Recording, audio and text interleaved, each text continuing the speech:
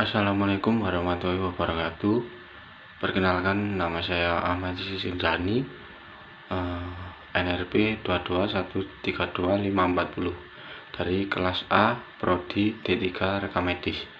Di sini saya akan menyampaikan tentang sistem respirasi. Sistem respirasi adalah suatu proses mulai dari pengambilan oksigen, pengeluaran karbon dioksida hingga penggunaan energi di dalam tubuh manusia dalam bernapas, menghirup oksigen dalam udara bebas, dan membuang karbon dioksida ke lingkungan. Fungsi respirasi: 1. Mengambil oksigen yang kemudian dibawa oleh darah ke seluruh tubuh atau sel untuk mengadakan metabolisme. 2. Melembabkan udara. 3. Mengeluarkan karbon dioksida yang terjadi sebagai sisa dari metabolisme, kemudian dibawa oleh darah ke paru-paru untuk dibuang. Struktur pelengkap: 1. Dinding dada. 2. Otot pernafasan. 3. Pleura. 4. Kosta. 5. Diafragma. Dinding dada. Dinding dada adalah daerah pada tubuh manusia yang berada di antara leher dan abdomen atau perut. Dinding torak atau dada merupakan batas dari rongga dada. Dinding dada dibentuk oleh sternum costa dan cartilago costalis.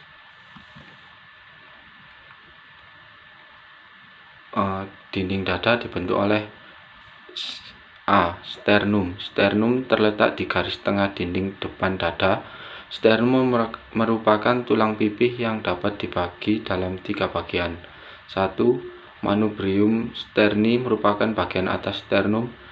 Corpus sterni, pada setiap sisi terdapat lekukan-lekukan untuk bersendi dengan cartilago costalis. Procesus Siphoideus merupakan selembar tipis kartilago yang mengalami ossifikasi pada ujung proksimalnya. Pada orang dewasa, tidak ada kosta maupun cartilago costalis yang melekat padanya. 2. Cartilago costalis. Cartilago costalis merupakan batang cartilago yang menghubungkan 7 kosta bagian atas dengan pinggir lateral sternum dan kosta 8, 9, dan 10 ke cartilago yang terdapat tepat di atasnya. Cartilago costalis 11 dan 12 berakhir pada otot-otot abdomen. Kosta: terdapat 12 pasang kosta yang semuanya di posterolor melekat pada vertebra thoracica. Kosta dibagi menjadi 3 kategori. Kosta vertebra: 7 pasang kosta paling atas melekat pada sternum di sebelah anterior melalui cartilago costalisnya. 2. Costale superae: pasangan kosta 8 dan 9 dan 10 di anterior melekat satu dengan yang lain dengan kosta 7 melalui cartilago costalis dan sendi sinovial yang kecil. Sendi-sendi dinding dada. Persendian sternum. Cartilago manubrioternalis merupakan sendi cartilagonosa antara natri. Kosta adalah tulang panjang yang melengkung dan membentuk rongga rusuk. Tulang rusuk melindungi dada atau torak, paru-paru, jantung, hati, dan organ dalam lainnya di rongga dada. Otot pernafasan. Otot skelet selain berfungsi sebagai pembentuk dinding dada juga berfungsi sebagai otot pernafasan.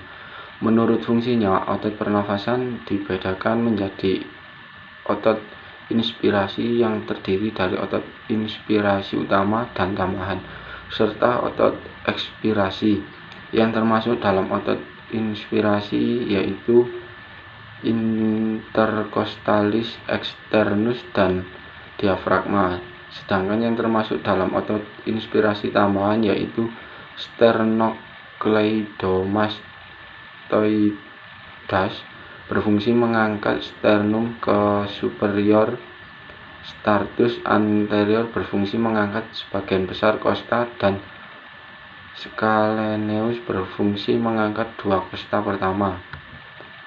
Diafragma merupakan otot utama yang digunakan saat bernafas. Otot ini terletak di bawah paru-paru dan jantung yang memisahkan rongga dada dengan rongga perut. Diafragma terbentuk menyerupai kubah yang dapat bergerak naik dan turun seiring proses pernafasan manusia. Diafragma melemah, kinerjanya pun menjadi tidak efektif dan akan mengganggu fungsi sistem pernafasan secara keseluruhan. Fase pernafasan. Fase ini terbagi pada penarikan nafas atau inspirasi dan hembusan nafas, bisa disebut ekspirasi, yang melibatkan beberapa bagian tubuh antara lain 1. Otot interkosta, 2. Tulang rusuk, 3. Diafragma, 4. sifat rongga toraks, 5. Tekanan udara di paru-paru. Inspirasi. Pada saat menarik nafas inspirasi, otot interkosta luar berkontraksi, antara tulang rusuk dinaikkan ke atas. Otot diafragma berkontraksi, diafragma menjadi datar, isi pada rongga kontrak bertambah, dan tekanan udara paru-paru menjadi rendah. Tekanan udara di luar yang lebih tinggi mendorong udara ke dalam paru-paru. Ekspirasi. Pada saat menghembuskan napas atau yang disebut ekspirasi, otot interkostal luar mengendur, tulang rusuk dimundurkan ke bawah, otot diafragma mengendur, diafragma melengkung ke atas, isi pada rongga toraks berkurang, dan tekanan udara paru-paru menjadi tinggi. Tekanan udara dalam paru-paru yang lebih tinggi mendorong udara keluar. Pleura. Pleura merupakan suatu membran serosa yang melapisi permukaan dalam dinding toraks. Di bagian kanan dan bagian kiri melapisi permukaan superior kanan dan kiri, melapisi mediastinum kanan dan kiri. Semuanya disebut pleura parietalis. Merupakan pangkal paru. Membran serona ini berbalik melapisi paru atau pleura visceralis. Pleura visceralis dapat berinvaginasi mengikuti virusa yang terbagi pada setiap lobus paru. Sekian presentasi dari saya. Mohon maaf kalau ada salah dan terima kasih atas waktunya.